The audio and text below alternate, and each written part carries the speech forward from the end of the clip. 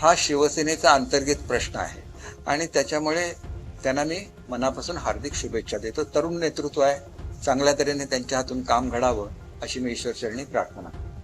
सुषमा अंधारेंनी एक गंभीर आरोप केलाय. एकनाथ शिंदे आणि दीपक केसरकरांचे टीडीआर असताना त्यांना प्रिव्हिलेज का दिला जातोय असं प्रश्न. एक गोष्ट अशी आहे की या संदर्भात SIT आणि ED दोघांची चौकशी चालू आहे. कुठे चुकून जरी नाव मिळालं तरी त्या व्यक्तीला बोलवलं जातं. शेवटी कोणाला भेटणं किंवा कोणाबरोबर फोटो असणं हा काही गुन्हा होऊ शकत नाही आणि त्याच्यामुळे केवळ प्रत्येक गोष्टीला राजकीय वळण देणं हे योग्य नाही असं मला वाटतं. SITला आणि EDला त्यांचं काम करून देणं. जिथं जिथं त्यांना कोणाची नोंद मिळते त्याला त्यांनी चांगल्या चांगल्या लोकांना बोलवलेलं आहे. त्याच्यामुळे माहिती घेण्यामध्ये काहीही चुकीचं नाही आणि काही संबंध नसताना विनाकारण आमची नावं घेणं, केवळ आमची ओळख आहे म्हणून, हे अत्यंत चुकीचं आहे असं मला वाटतं. संजय बांगर यांनी डॉक्टर श्रीकांत शिंदेच्या समोरच काल अंतर्गत जी खदखद आहे शिंदे सेनेने दाखवली. काही मंत्र्यांच्या डोक्यात हवा गेलेली आहे असं त्यांनी विधान केलेलं आहे. तुम्ही काय बघता? शेवटी असं आहे की हे जे प्रश्न आहेत हे आदरणीय एकनाथ शिंदे साहेबांच्या लेवलचे आहेत. कुठेही जर काही चूक झालेली असेल, एखाद्या मंत्र्यांकडून चूक झालेली असेल तर त्यांना बोलून योग्य त्या सूचना शिंदे साहेब देतील.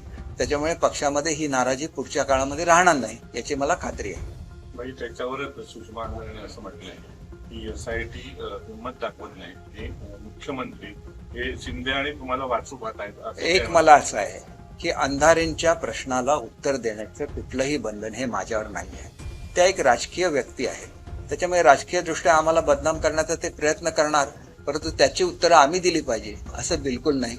आणि म्हणून मी तुम्हाला सांगितलं की या संदर्भात मला कुठलंही मी काही बोलणार नाही. SIT आणि ED त्यांची कारवाई करेल.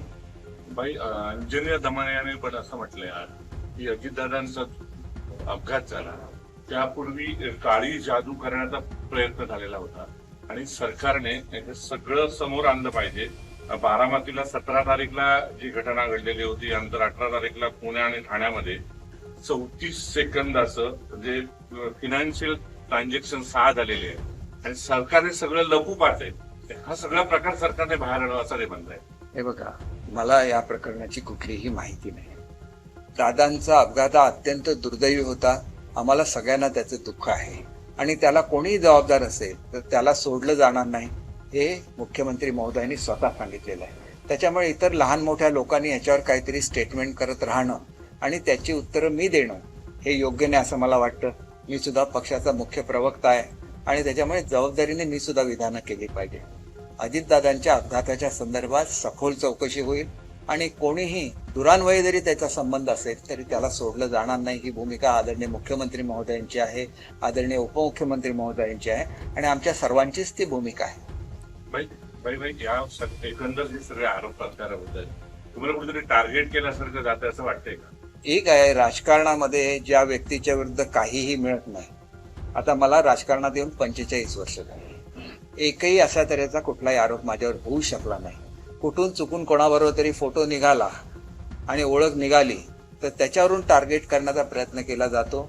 ही वस्तुस्थिती आहे आणि त्याच्यामुळे राजकारणात तुम्ही ज्याला प्रवेश करता त्याला अशा तऱ्हेच्या मनस्तापाला आपल्याला सामोरं जावं लागणार हे गृहीत धरून तुम्हाला काम करायला लागतं. कारण शेवटी काम हे तुम्हाला सर्वसामान्य जनतेसाठी करायचं असतं आणि हे करत असताना आपल्याला खरोखर अशा तऱ्हेच्या परिस्थितीतून पुढे जायला लागतं. आपलं काम चालू ठेवायला लागतं, लोकांची सेवा करायला लागते आणि लोकांनी त्याच्यासाठी आम्हाला निवडून दिलेलं असतं. तुमच्याजवळचे दीपक लोंढे हे तुमच्या जवळचे होते आणि त्यांनी अशोक खरातांना 181 कॉल केल्याचा अंजनी मला हे बघा, कोण म्हणतं माझ्या जवळचे होते? काय पुरावा आहे माझ्या जवळचे होते?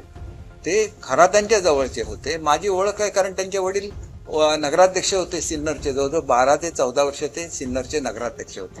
त्यांची ओळख असली तर ते माझ्या जवळचे झाले का? काही संबंध येत नाही जवळचं असण्याचं. त्यांचं स्वतःचं ते राहतात सिन्नरला. माझा त्यांच्याशी संपर्क कसा येणार? एवढे 148 कॉल करण्यासाठी मी या पिरियडमध्ये सिन्नरला गेलोय का किंवा माझा असा काय त्यांच्याशी संबंध आलाय का? असं बिलकुल नाही. अनेक लोक जी माझ्या परिचयाची आहेत त्याच्यापैकी ते एक आहेत. त्याच्यामध्ये असं करणं हे सांगितलं की राजकीय षडयंत्राचा एक भाग आहे, एवढंच मला सांगायचं. CDR आहे ते खरं तर गोपनीय असतात. म्हणजे दमानिया किंवा खरात अंजनिया दमानिया किंवा शिंदे गटाचे सुषमा अंधारे यांच्याकडे ते कसे गेले अंतर्गत काही नाही जे हे चालू बघा आहे? याची चौकशी ह्या सरकारी यंत्रणा करतील, तो सरकारी यंत्रणेचा भाग आहे आणि अशा रीतीने सीडीआर मिळवणं हे योग्य आहे, अयोग्य आहे, कायदेशीर आहे, बेकायदेशीर आहे, सरकार त्याच्यावर निर्णय घेईल. याच्याबद्दल आम्ही काय बोलण्याची गरज नाही. आणि त्याच्यामुळे मला वाटतं की ह्या संदर्भात कोणत्याही प्रश्नांना उत्तर द्यायचं नाही असंच मी ठरवलेलं होतं. केवळ आपला मान राखण्यासाठी म्हणून मी आपल्या प्रश्नाची उत्तरं दिली. धन्यवाद.